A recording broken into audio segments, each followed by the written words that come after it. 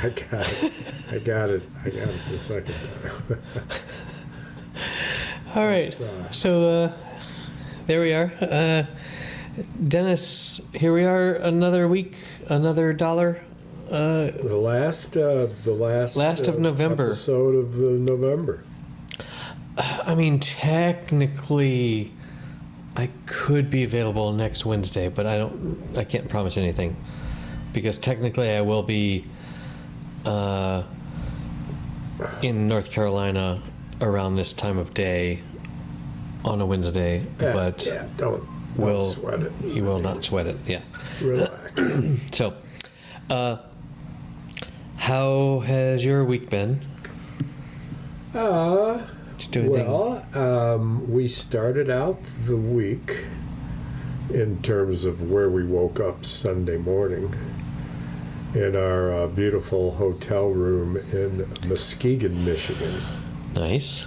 Where we stayed the night of the local brewery, literally 1/2 block from the hotel, called Unruly Brewery. Boy, that's hard to say, especially after you've had a couple. Well, Unruly.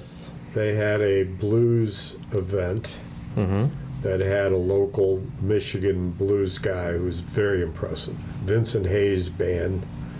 He played for an hour and a half, and then out came Thornetta Davis, the Detroit Queen of Blues, and Wow. she did an hour and a half show. And You must have just been like a pig in shit. it was 250 people maxed out, sold out.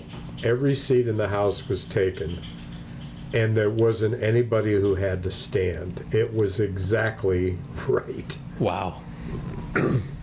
Which I wouldn't have predicted it, but the odd thing was, and it kind of pissed me off, is that the adverts all said doors open at 6, show starts at 7, so we planned accordingly, got to the hotel, checked in, took a drive, went to another a brewery in town, just on the outskirts of town, and very strange. You go through kind of a warehouse district, then a warehouse is broken down, and there's big parking lots, and you can see the water of the lake.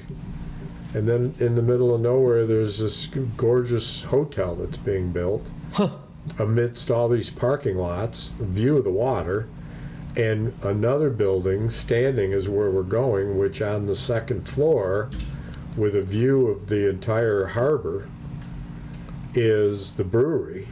Nice. That has an outside deck that will easily hold, oh God, I want to say 60 people seated, let alone, Right. they were there for an event. But then the garage doors separate that large outside deck with the inside, and it's all one big square. So when you open up those, either side of the bar, there's a garage door. And when those are opened up, where a band plays way in the back of the deck has got also the ability to get to the people inside the building. It's gorgeous, and the beer was good, the food was good. I had what was called walleye strips, were actually 2 very nice walleye fillets that were crisp, seasoned and crisp in a quick deep fry. Yeah. And was out of this world with a homemade coleslaw. Oh my God. I slathered that fish with that coleslaw, just picked that sucker up and chomp, man. Coleslaw. No fork, no knife, just hand to mouth. Nice. That sounds amazing. But she was, look her up. She's, in fact, I'll link to her in the show notes. Her more recent album, which isn't terribly recent, I think it's several years old, is what we bought when we were there, and as it turns out, it's exactly what she played. Huh. And so it's quite good. What a voice! What a voice! So that was fun. and found new stretches of beach and explored. One beach reminded me of some beaches out in California where the road and the beach are right next to each other. There's a road, there's pillars, there's beach, water. And unique in this part of the That's world. not a nice thing, though, right? There's plenty of beach. I'd like some link between- land between the road and the beach. Between the road and the beach is places to diagonal park. So it's great access. But when we were there were no cars parked there. So we got the brunt of this, and it's just this low part of the road, then it swoops up into these dunes, and the road takes you away from the lake. So it's Okay. and I'll then allow for there's a that. walkway on the other side of you that you could walk for well over a mile. That's all elevated boardwalk, looking at the water over the road. Nice. Quite nice. And they do have a blues festival up there that I asked the Mojo Boys if we could do 90-minute set of blues, and it was like, wow, that's take a lot of work. It's like, I don't know, you don't have to be just playing pure blues. You can play Bill Withers, Whatever. Freaking Creedence Clearwater Revival, Yeah, man.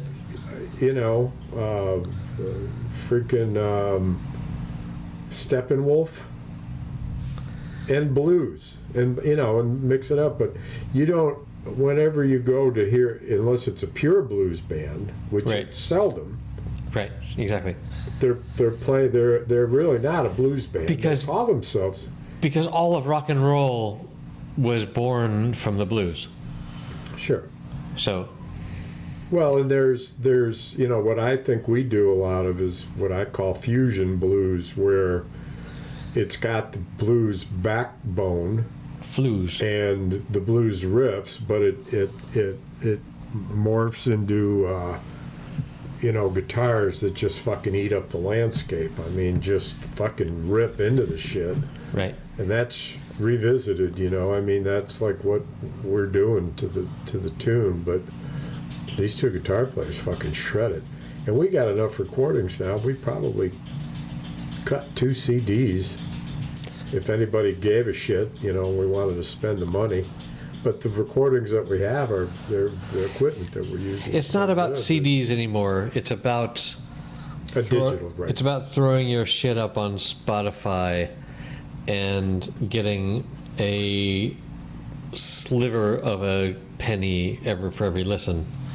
And so, unless you get to 1 million listens for a song, it's just like, here, have Yeah. $4, Right. which is not Right. worth the time to put it out there, which means that the whole democratization of art promise of the internet is kind of broken, because I mean, yes, if you are a really special freaking snowflake, this evening I briefly had my wife and son's attention to put whatever I wanted on the television on YouTube, and I chose to show them this. Have you heard of Jacob Collier? No. Yeah, neither had I. He's this. You probably have seen his viral video. He's this kid who, at age 15 or whatever, put up this video of a cover of a Stevie Wonder song, where you've seen these videos where it's 8 different frames of the same face all singing sort of harmony with each other. It's one of those. But Whose face? his face. Oh, it's this kid singing harmony with himself, but Yeah. then What's his name again? Jacob Collier. So I did see these videos where it wasn't headshots; it was dancing and movement in a room. No, Where this was not dancing. I haven't seen him dancing, but he did this thing, and I've seen like some sort of like hour-long documentary about him, and apparently as soon as he put this out, like immediately people were showing this to like the top people in Los Angeles and the top executives for music stuff, and they were like, look at this kid. And so they contacted him, just this kid that was living in his parents' house in England somewhere, and they flew him over, and they chatted with him, and they anyway, apparently, like the first 4 or 5 years of his career, like he won a Grammy every year. Like he's that, like in different categories, like in hip hop and in just in everything. Like Really? he's just that freaking amazing of a He's a musician. savant. A savant by all definitions. And like I've seen these videos of really important people in the music industry like listening to and reacting to his songs, and they're just like, what, that's not the way we do music, but it's more beautiful than the way we do music. Anyway, I will share some stuff of his. I can't wait. I'll look at it. And I went down a rabbit hole with him several months ago, but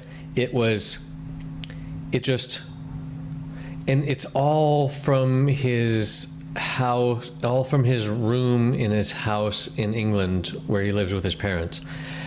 Granted, his mother is like a London Symphony violinist. Fine, like he's got some music in his background, but no, he basically has blown everyone's mind. An environment of total acceptance of musical creativity and encouragement. And he's done this tour where he goes around, like one of his gimmicks, which is a really bad word. One of the amazing things that he is capable of doing is he will take an audience full of people and will sing a note, and he'll say, ah, and then with his hands, and he'll get everyone singing that note, and then with his hands, he'll go, ah, ah, and just like will control the audience singing, and they will hit the exact right note because, I don't know, there was this old... Because they're concentrating. No, because... They're hypnotized. No, because we know what the next note is. When we're given 2 notes, we know what the third note is. And this was demonstrated, there's a TED Talk, I think, by Bobby McFerrin, where he was doing it, but he was like jumping left, right, and he was like, dun, dun, dun, and he had the audience doing that back and forth, and then he went up to the next one that he hadn't like defined yet, and everyone hit the exact same note because everyone knows what dun dun dun or whatever the next note is, and it's just kind of a magical, like, to watch. I've never seen any of this. It makes me want to really see it though. I will dig you into that. He's got this one song called Little Blue, where he, like, because he had this like online following on whatever platform, he put out this notification saying, hey, if you can sing, come to this particular abandoned church in the middle of nowhere, England, on Saturday, whatever, and we're going to record a thing. And so these random people showed up, like just total strangers. And he recorded this beautiful song with these random strangers. And at the end, he does a little bit of the, you go high, you go low over there. It's phenomenal. He's an amazing individual. And his name again is? Jacob Collier. Jacob Collier. Wow. And how old of a person is he now? Jacob he is now at the ripe old age of 31. Really? Yeah. But there are videos of him doing just the most amazing thing. And also he has the strangest, like, clothing style. Like, he wears the wackiest, like, crazier than Al Green. Like, that's wow. Yeah. When I send you videos, you will be like, oh yeah, I get that. Right. So, like, remember Al Green. remember our contest to dance. I just saw a picture of it the other day. There was a, you know how Google takes all your photos and tells you 10 years ago it did this, and there you were in the picture. It was a still, and you had your hat on sideways, cigarette hanging out of your mouth, your dad dressed. Yeah. And I'm trying to think of who else was in it. Maybe it was Jeff. Or Keith, maybe. Jeff, yeah. Whatever. Who just looks drunken and slovenly. Well. But yeah. Yeah. So anyway, that was a thing I've been meaning to show to my family. And what did you show them? 20 minutes of that stuff that you just described? Him doing that stuff? Fewer than that. There's another. The one that really blew my mind was at the end of his long worldwide tour, he comes back to the UK and fills the O2 Arena in London, which is the biggest. It was built like in 2001. I remember because I was there. They called it the Millennium Dome.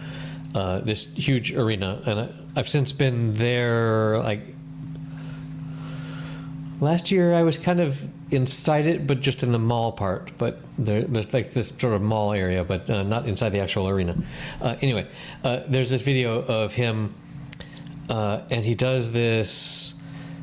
Just by himself with a piano, does a cover of a Coldplay song. A what song? Coldplay.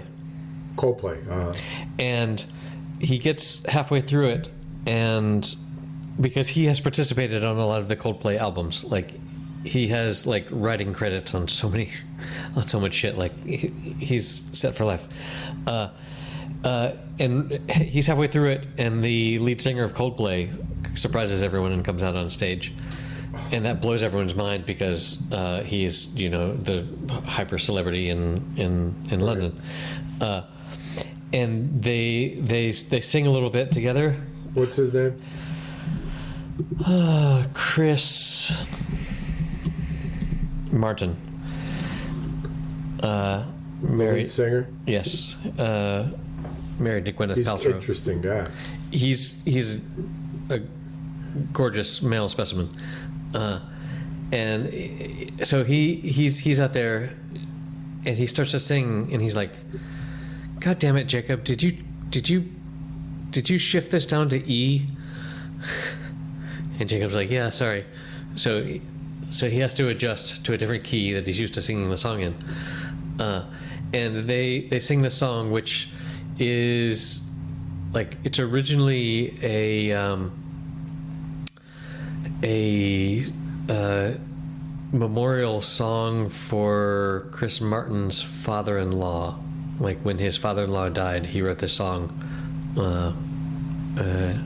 called "I Will Fix You" or whatever, and it's so they're singing that, and then at one point Jacob sort of gets up and leaves leaves Chris to just hit a single key on the keyboard. And then Jacob like directs the entire stadium to sing along in this beautiful way. I can't wait. It brought me to tears the first time. It's beautiful. So that is an amazing thing. Did I tell you that speaking of Coldplay, did I tell you that we went to a violin Coldplay concert? Yeah. So where it was it was described the seating to me. It was very interesting. It was a quartet by candlelight, and one of the songs that they played was this one, and it was just very, very pretty. This I'll Fix You. If that's what the name is. Yeah. It's fascinating. So on the same note of music here, pun intended, Rock and Roll Hall of Fame just inducted Jack White and the White Stripes, and they could have done Jack Black at the same time. That would have been amazing. I don't know. Tenacious D, come on. Get in a well, I don't know. They were groundbreaking. I watched part of School of Rock again the other day. He's just such a fucking character all the time. He's giving it everything all the time. He's such an elf. And interesting enough, Joan Cusack is the school principal and a quasi love interest. And she always plays these wacky characters. I love the movie she was in with her brother, where her brother was an assassin who returned home for reasons kind of he couldn't even understand for a high school reunion, but he realized it was to visit his long-lost love, played by fucking Minnie Driver, who was a radio talk show host. And he's an assassin. And Joan Cusack plays his secretary, the only other person who knows in the world that he's an assassin. And the interplay between brother and sister is fantastic. It was shot right here in Michigan at Grosse Pointe. It's called Grosse Pointe Blank, I think. Yes, I'm familiar with that. So Joan Cusack is, I don't know what John Cusack was in that John, as well. And Joan. Okay, both. Brother and sister. Nice. Over the weekend, so we got 6 inches of snow, man.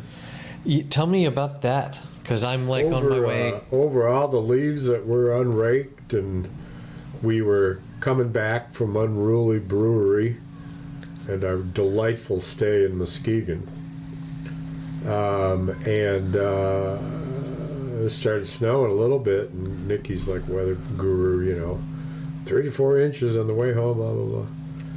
And got home, and it was like snowing some. It looked like little tufts of grass were holding the snow, and went to bed. Woke up the next morning, and it was white. Wow. It was white, 4 to 6 inches. And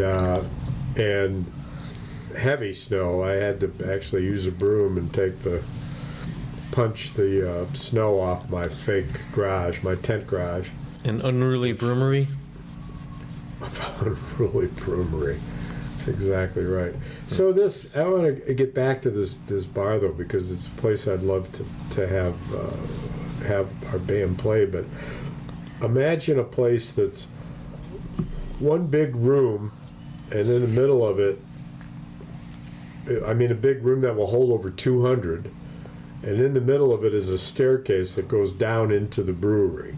Okay. And that staircase is surrounded by rails. But the whole Thankfully. front of the damn, almost the whole front of the damn bar, the whole wall, is a fucking stage. It could easily hold 8 bandmates, but 5, could spread out.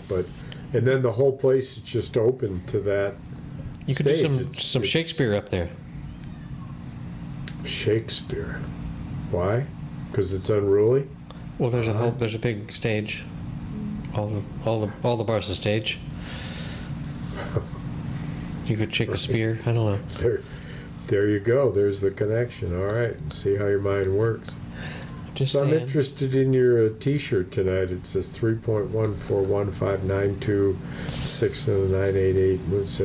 3.14159269888179369. What? Pie. Pie. It's a number. Bye, bye, Miss American Pie. Drove my Chevy to the levee, but the levee was dry. And good old boys are drinking whiskey and rye, singing, this'll be the day that I die. This'll be the day that I die. Oh, helter skelter in the summer swelter, the all out in the fallout shelter. What a crazy song that is.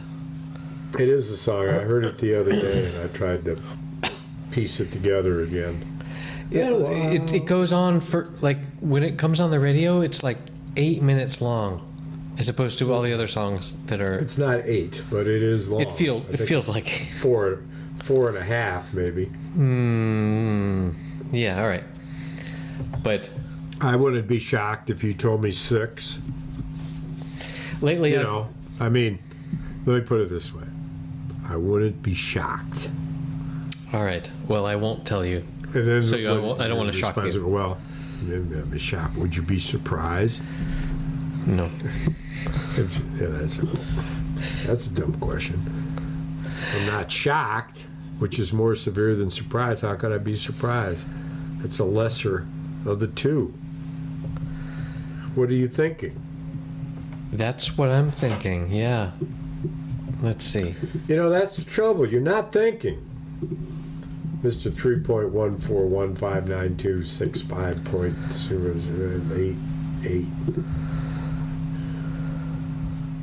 3.1415926.5.0088. So, Okay. how about some Hold on, songs hold on. numbers were the names of the songs? Hold on. I have evidence. The length of American Pie. 6.49.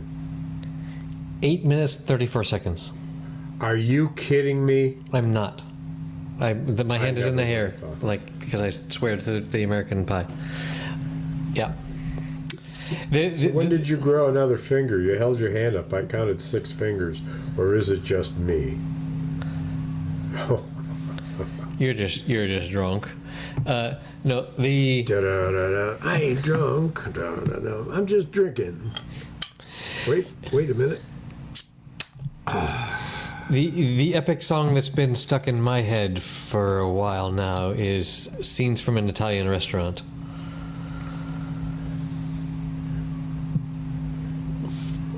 Remind me. I Billy know the Joel. song. Bottle Yeah. of red, bottle of white, and has a rosé instead. But then it goes crazy. Like it's one of these songs that is like two songs that he couldn't put together. Yeah. Because then it goes into like Brenda and Eddie was still going steady in the summer of '75. End of July. And- Yes. And then goes back. And then it goes back to the slow thing at the end. And it reminds me, there are several famous songs like that, like the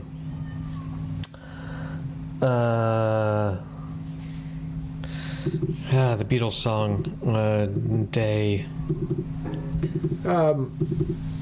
Yeah, from Abbey Road. Yes, he's. Dear, I know this him. Gertrude. No, not Gertrude. What's the No.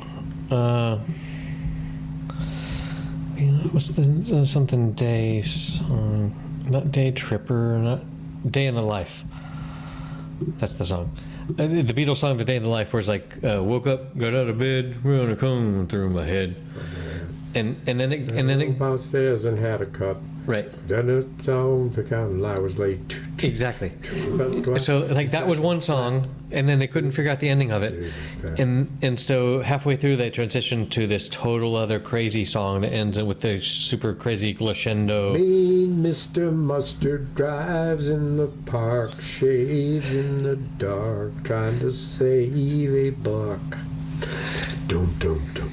Sleeps in a hole in the road. Saves enough to buy him some coal. Hooked a 10-pound note up his nose. Oh, such a mean old man. I don't know what song that is. Oh, such a mean old man. Shoot Mitchy won't jump in the park, shaves in the dark, trying to save a buck. Sleeps in a hole in the road, drives enough to drive him some coal, keeps a 10-pound note up his nose. Such a dirty old man. Oh, such a dirty old man. That's some good shit, man. What song is that? That's from Abbey Road. It's the three songs they pieced together that were three tunes that they never finished, and they Paul and John, I would imagine, decided just to put them all together. Huh. Interesting. Mean Mr. Mustard. Mean Mr. Mustard. Polythene Pam. Well, you should see Polythene Pam. She's so good looking that she looks like a man. And you should see her in black. She got a thumb in the back. But you should see Polythene Pam. Yeah, yeah, yeah. Yeah, yeah, yeah. Killer did his job under the a killer did a guy that's tough to be saved. And it's the shit that somebody in the band, I'm not sure who, and more than likely the two main writers, they had shit catalog that they never could quite finish, and they just sparked. I mean, David Crosby in his final years tapped into a young man that approached him, and knowing that he had an archive of half-recorded tunes and stuff that came to him because he had a recording studio steps away, and they went into his vault with him, and they took the snippets and worked with him to create a full fucking album of fucking tunes off his fucking riffs. And when I saw him with them at the local theater, I couldn't believe that there was a transcendence from Crosby, Stills, Nash and Young to this new wave of entertainers, some of whom played 2-3 different instruments. Of course. And brought that to the fray. And the entire time, David Crosby just absolutely killing it with the main riff and the original riff that it was, and what they did with it and where they went with it and how he was part of it, and obviously not driving it but rolling but present, yeah, with it, right, in a way that was not natural for him. He was if he was rolling, he was controlling. I mean, and that's the weird thing about songwriting. Like this afternoon on my walk, I listen. There's a podcaster that I listen to that is also like an indie rock musician, and he has this podcast where he takes questions from his fans and answers them. And one of the questions was, like, as a songwriter, what do you do with like little chunks that, like little riffs and little bits of lyric that like are really beautiful together, but you can't put together into a whole song? Like, what do you do with those? And his response was like, oh man, every songwriter knows about chunks. Like, this is a thing that that curses us all, and we all have them. And there was one that I held on to for 15 years before I put it into an album, another one that held on for 20 years before I put it into an album, and others that I'm still holding on to, that are just like little riffs and shit that are cool but don't fit anywhere yet. Yeah.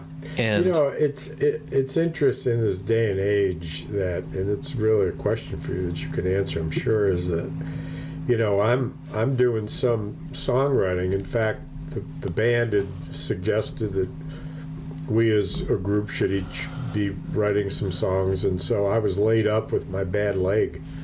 I'm sorry, my recovering leg, my recovering ankle. Well done. And so I had a lot of time on my hands, and these tunes came to my head, and then lyrics that matched in my head, and I wrote the lyrics down. But the problem that I've had over the years is that I won't remember that again. I write the words up, but I won't remember the tune again. I've got to get it while it's good, and because I don't know how to write music. That's what voice memos are for on the phone. Well, what I did was I sent a voice message singing the song to the lead guitar player. Right.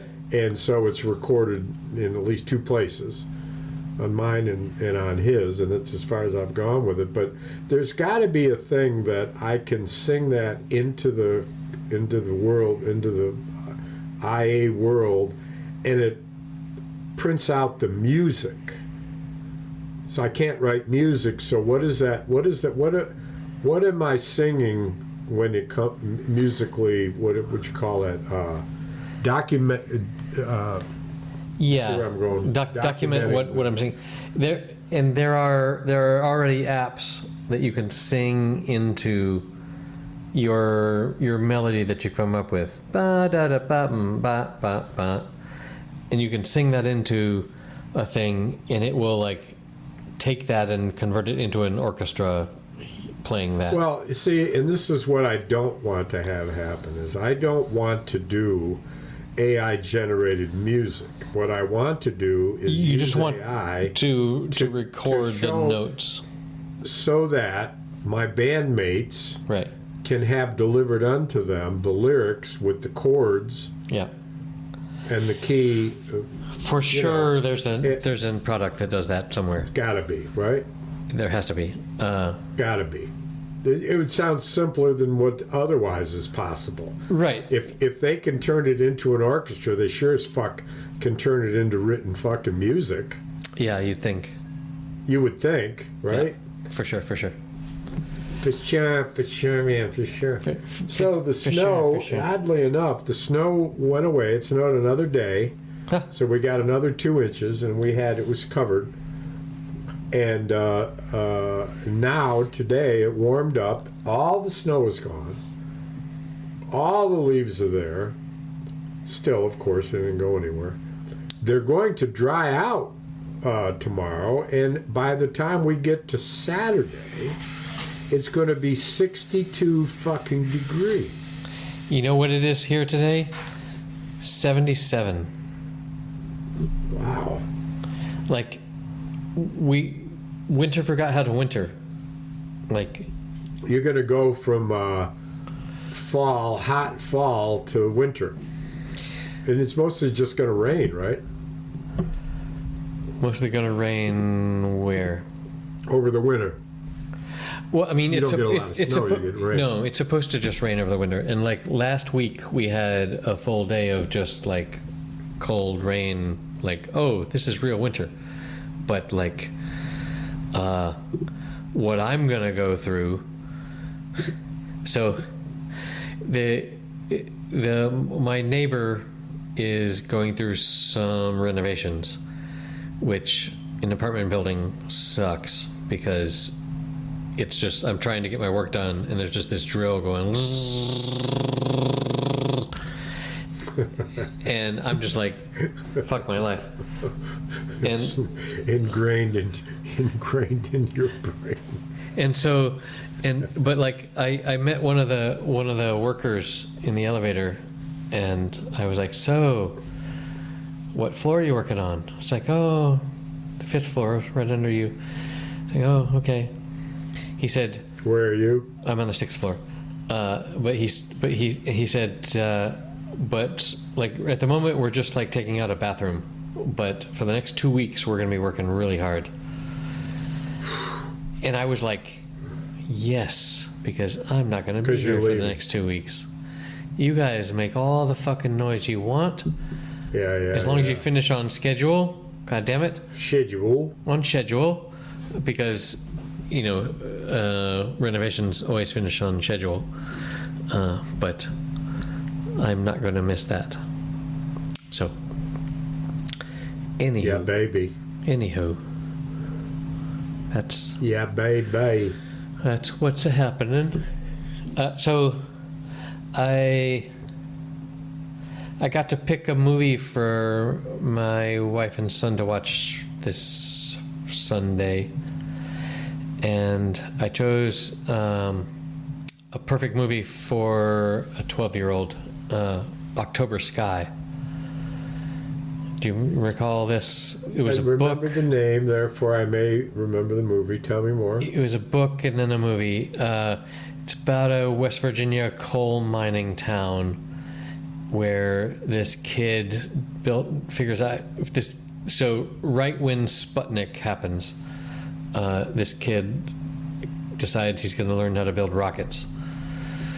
And it's the story of this small town kid fighting against the coal mining. See how long ago? Long ago it came out. It's a long time ago. I remember. And failed after attempt after attempt, bigger, exactly. bigger, right? Yeah. And what's the October Sky? October Sky.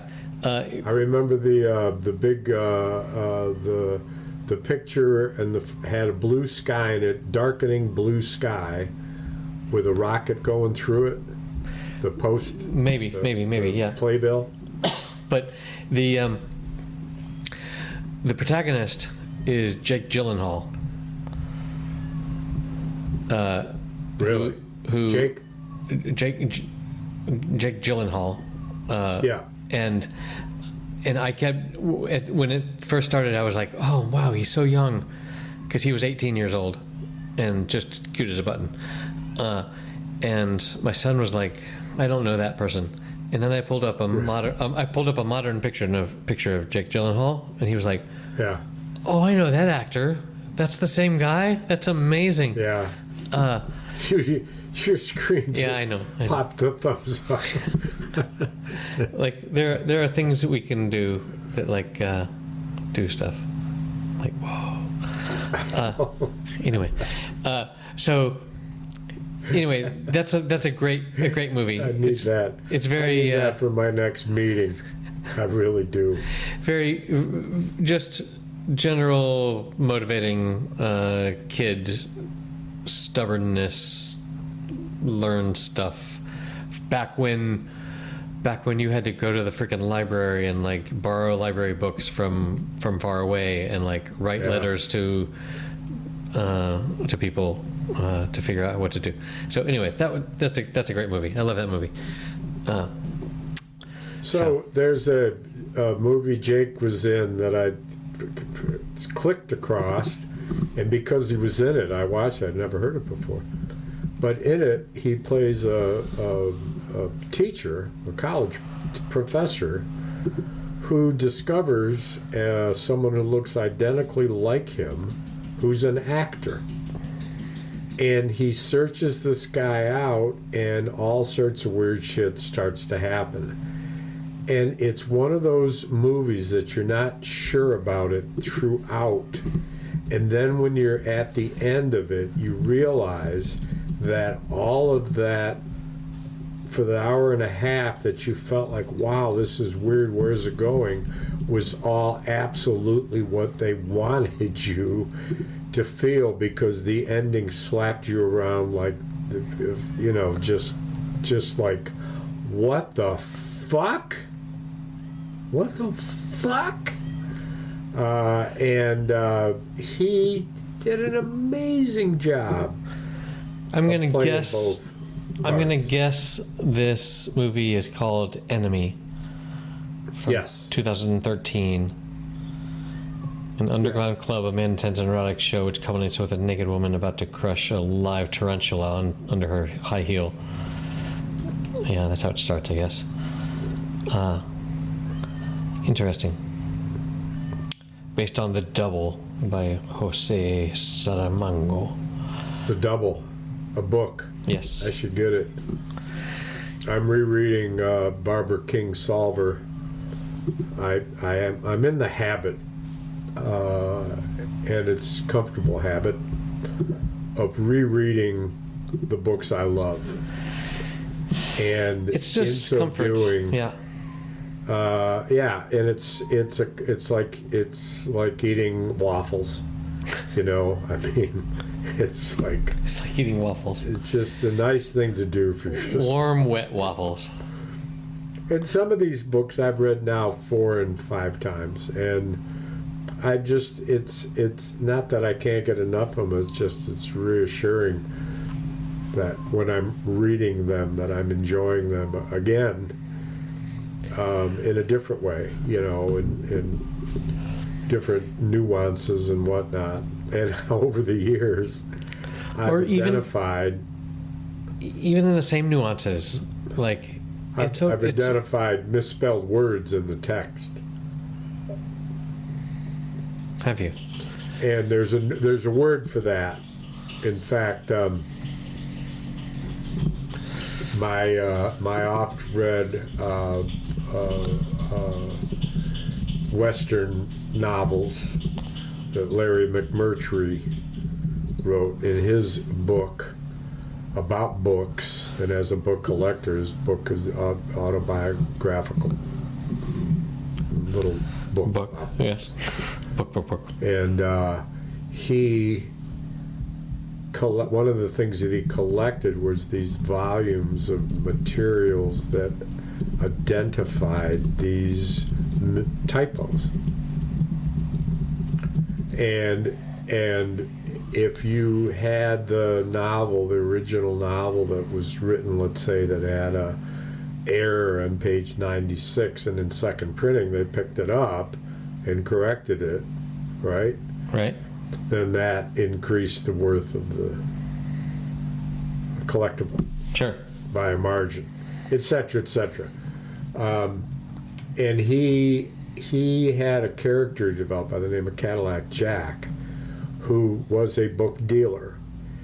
And it's an interesting jump into more autobiographical about Larry McMurtry than anything else. Not that I knew it at the time when I saw it, actually, but since then, compared to, you know, the Texasville, which the dude, what's his name? Cormac McCarthy made famous. But anyway, yeah. Just some cool shit with all these old books and stuff. I mean, there was a special trick that like cartographers used to do, where they would put in fake locations in their maps to determine who was copying them. Because you could just say, oh, here's a place called Dennisville, and then that just didn't exist. And then if you ever saw Dennisville on another map, they would be like, hey, you copied that from us. Which is pretty clever. Yeah. So. Well, but there is a Dennisville. It's in Minnesota. Look it up. I'm sure there is. Should we do disappointed in Democrats' desk? Well, so yes, the political desk. It's interesting because what happened is that the longest government shutdown in the history of the United States just ended at 40 some days, and what it took was accomplishing nothing. Join the ranks. Well, so here's one of the points is that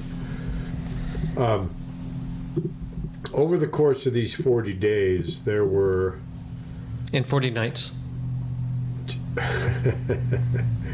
There were a very large number of senators who were against the entire thing. And Chuck Schumer managed to keep them reined in. Against the entire thing, meaning what? Huh? Again, what do you mean by against the entire thing? They were against the government shutdown in exchange for continuing health care benefits. They were against it. Okay. They didn't support it. Schumer convinced them to stay with it. Yep. Held them together through 40 days until 8 of them were told by their constituents, "You've made your fucking point. We're not getting paid. You've got to fucking fix this." Well, and in exchange, a fucking ridiculously simple promise of, along with ending permanently reductions in force and laying off people willy-nilly. That's what Kane required in order to get his vote, the final vote that they needed, was to end the government layoffs, what he called ending fucking Trump shenanigans or whatever the fuck he said. But here's the point, is that the election showed that the American people understood Republicans were to blame, namely Trump, and they voted accordingly, and we had the biggest Democratic victory, and we continued to hold on to this long enough for that to sink in, and folks like Gavin Newsom and new mayor of New York City, Mumdami. He is now, as AOC said last episode we talked about, is one of the faces of the new Democrat. But weren't the folding for a promise of a hearing in the Senate was greeted by Johnson, the Speaker of the House, as saying, "I'm not going to promise a vote on this. No fucking way." Like, how can you trust a promise from bad actors? Like, they folded for nothing. I don't consider John Thune a bad actor who made the agreement in the Senate. He's going to have the vote in the Senate. There will be a vote. It's going to fail. Of course. But sure. And then they're back to where they were. Right. So, also another shutdown. Also, weren't all the 8 that caved, aren't they all like not seeking re-election? No, some aren't. Not everyone. Not everyone. Durbin isn't.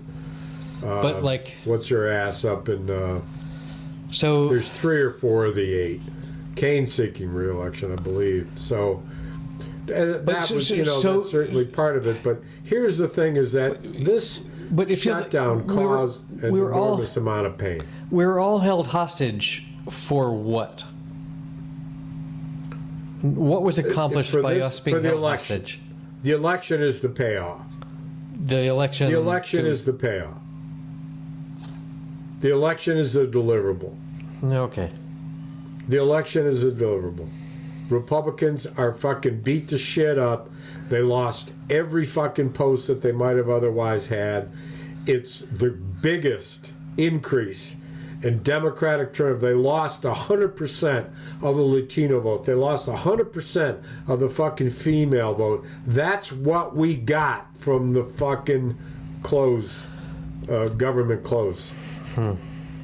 That's what we got. Take a fucking victory lap and fucking move on.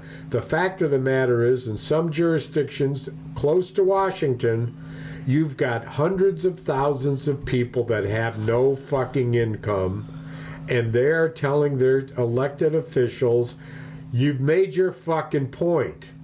Fix this now." And it came to its logical conclusion. But the other side could have fixed this now too. Right? The other side doesn't have enough fucking brain power, doesn't have enough fucking brain power to realize that when this happens again, it will be worse. The fact of the matter, you cannot give them enough intellectual expectation to fucking think that they're gonna fucking bend. They're not smart enough to bend. They're just not smart enough to bend. Or they're too smart to not bend. It's too late to be too smart. They lost the election. It's too late. We've turned the fucking corner. We pass go, we collect $200 fucking dollars, and we move on. You know what's next? The same fucking thing in about 30 fucking days, because the three bills that are continuing government only continue some agencies for a year. Yeah. Others are up in end of January. So once again, the leverage will become, this history will repeat itself, and the hundreds of thousands of people and those 8 senators that, oh my, what they did, blah, blah, blah, they will be ready at that time to double down and say, fuck this, we'll stand fast, and it'll happen. History will repeat itself until we get this fucking healthcare fucking right again. Okay, but so and all this is the fucking groundwork, dude, for the fucking midterm election. Yeah, this is the fight we're going to have again and again. It's fucking wonderful. The Democrat says, you know what? Let's extend this fucking debate for another fucking 4 months as we get closer to the fucking midterms. Brilliant.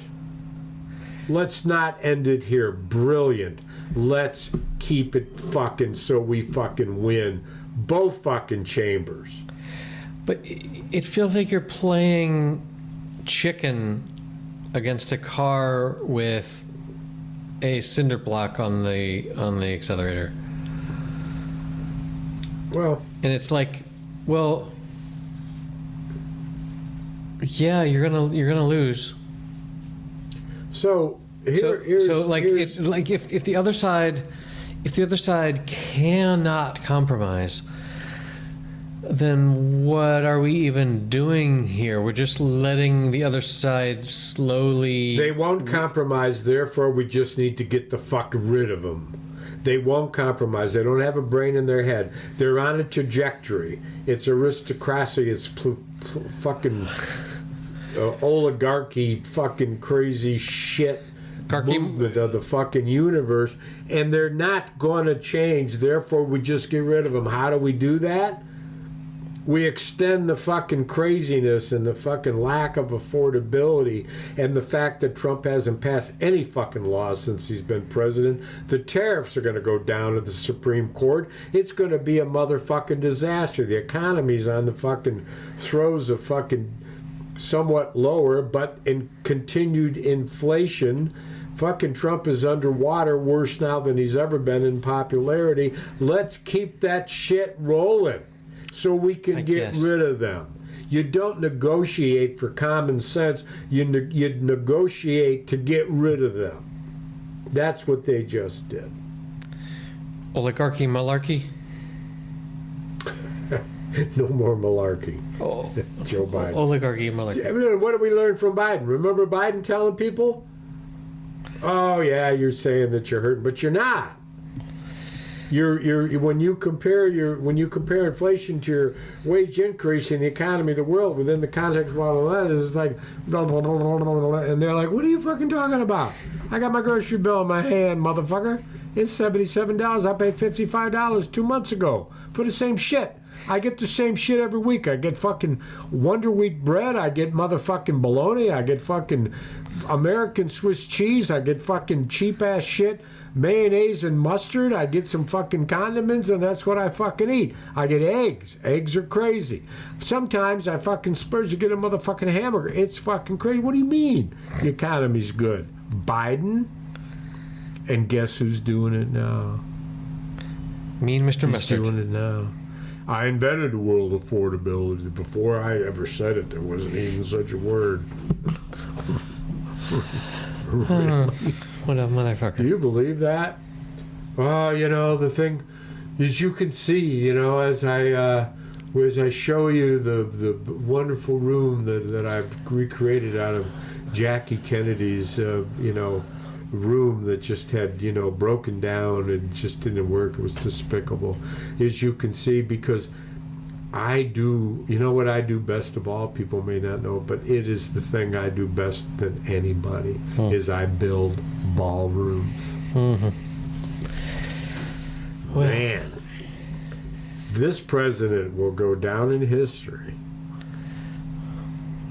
for with sure. that anecdote. What was he known for? Not, President ending Ballroom. the Civil War, creating the country kind of thing.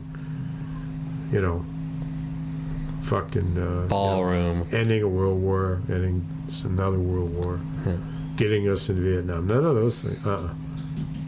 The man knows how to build fucking ballrooms. He needs some room for his balls. He fucking destroys the West Wing of the White House. East. All of its fucking history. And is like, hey, dude, Mr. President, do you think maybe you could have waited till after the election to get the fucking wrecking ball in there?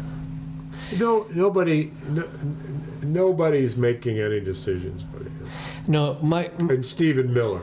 my theory is you don't build a ballroom onto your house just to move out in 2 years. Generally not. That's an investment for the future for him to be there and fuck around. So, prediction. Yes. Prediction test.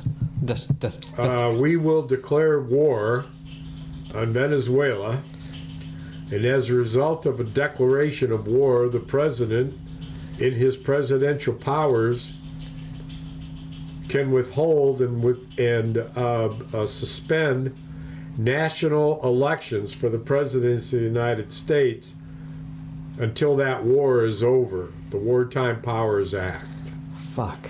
Venezuela today cut off all communications with the United States through their fucking various bureaus, and instead started amassing troops in a call to arms to begin to react to obvious United States aggression toward their country. I feel like that's premature. I feel like that's 3 years too early. They did it.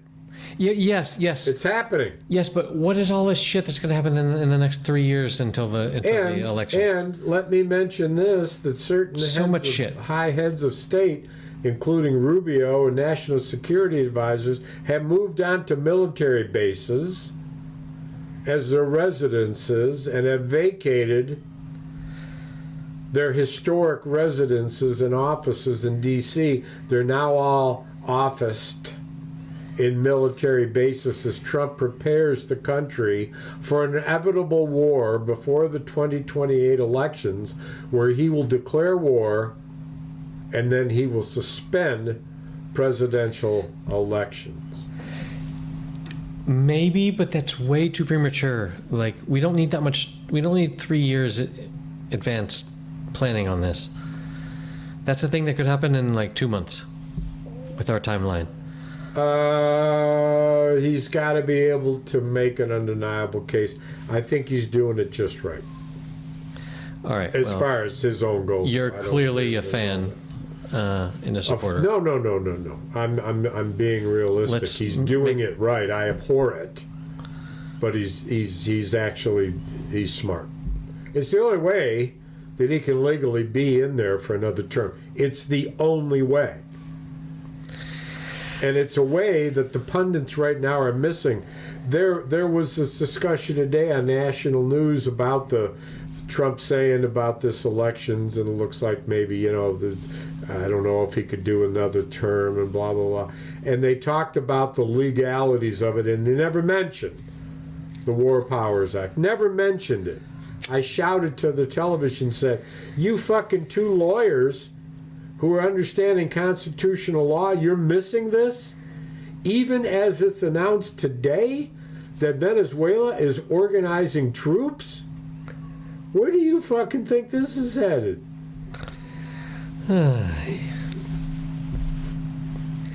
Well, thanks for that. Good to know.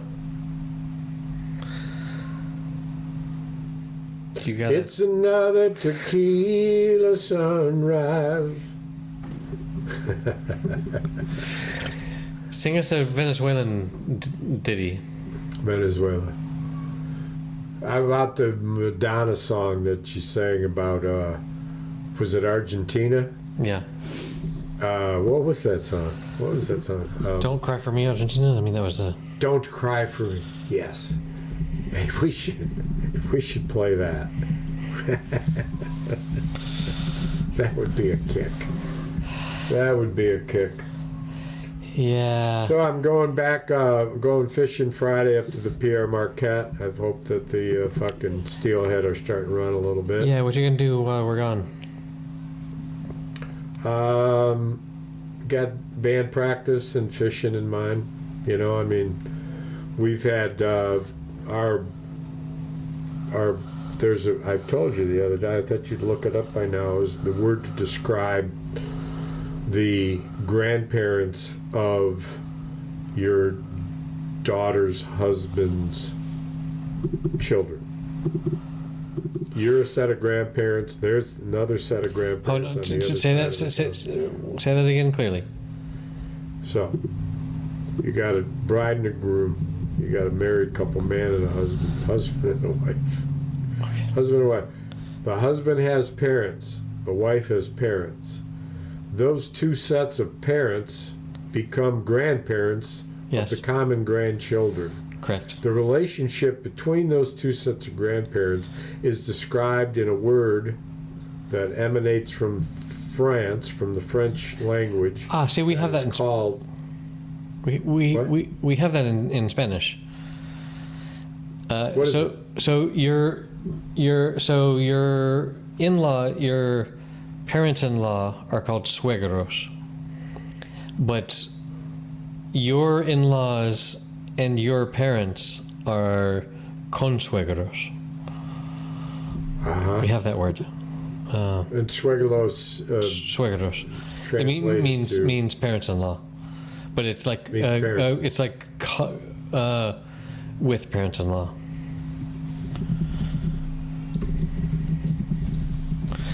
Let me ask. Let me ask the Jippity.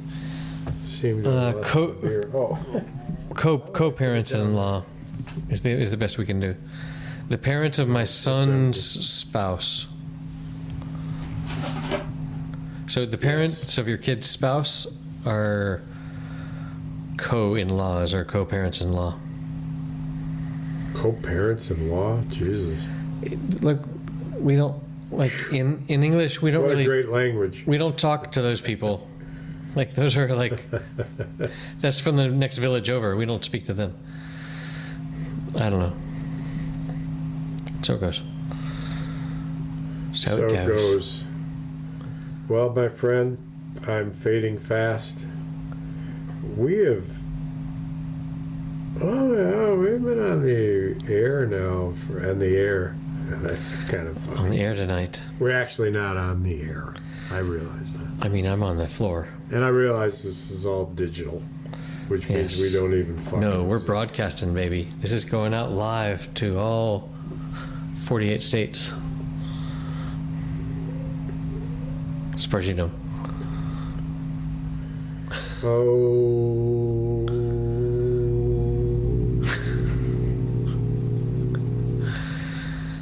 Beautiful. If I was a banana, I'd be a fan of you. If I were a kumquat, I'd do just a squat for you. If I were a gourd, oh Lord, there ain't no telling what I'd do. Oh, what I'd do. If I were a Kiwi? flank steak flat on the grill, I'd think about you like you were a girl. Okay. I think we're out. Go. We're out. Love you, man. See you in a couple weeks. Hey.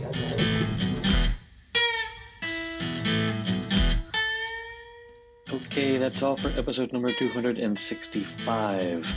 You can find the show notes at happyhour.fm/265, where there are lots of really cool YouTube videos of Jacob Collier doing amazing things. I really recommend you check that out. You can support us at patreon.com/happyhour, and I just hope you're having a lovely autumn. We'll see you next week.